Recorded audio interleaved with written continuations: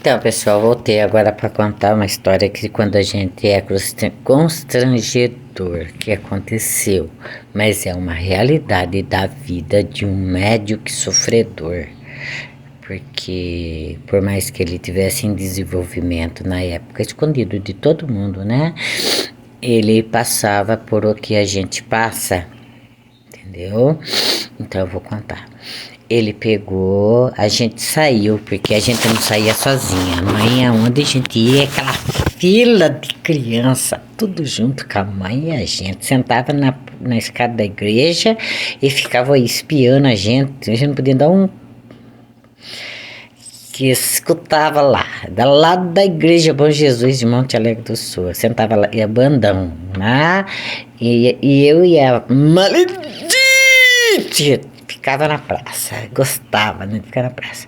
Aí quando dava 8 horas da noite, minha mãe falava, embora todo mundo.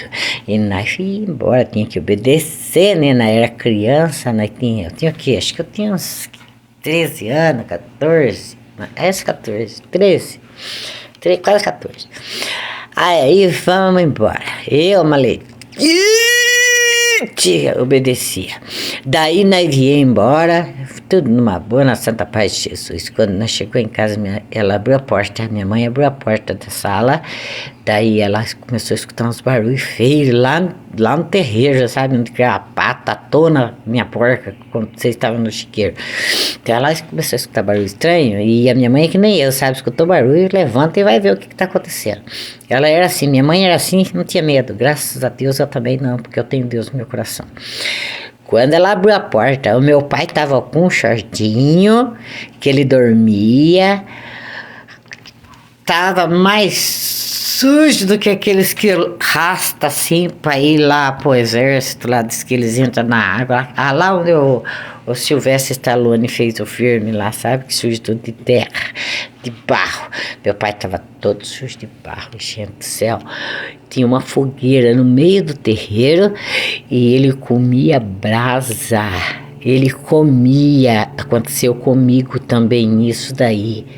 Tô falando porque isso foi verídico.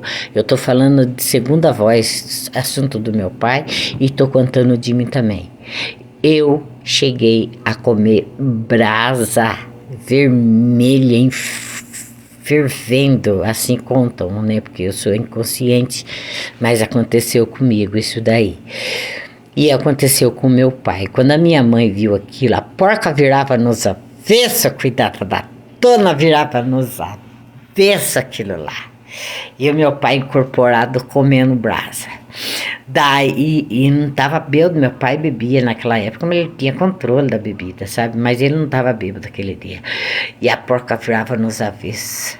Ai, minha mãe pegou e foi lá, que o Exu que tava lá pegou, meteu a boca nela, ela foi embora pra dentro, fechou a porta e falou, deixa teu pai lá, não mexe com ele não, deixa ele lá, é coisa, é espírito ruim que tá com ele.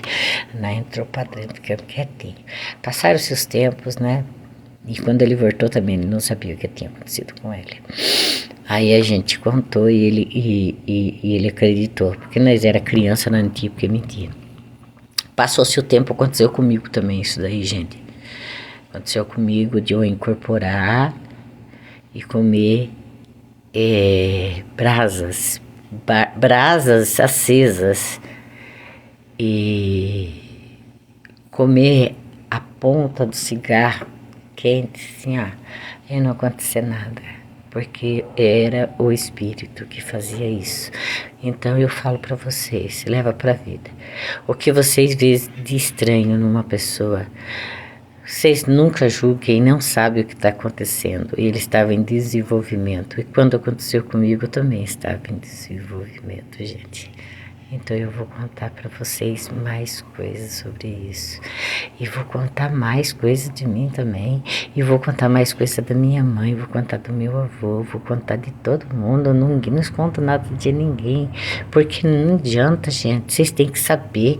Porque hoje em dia a maioria são espíritas são umbandista, quimbandista, candomblé.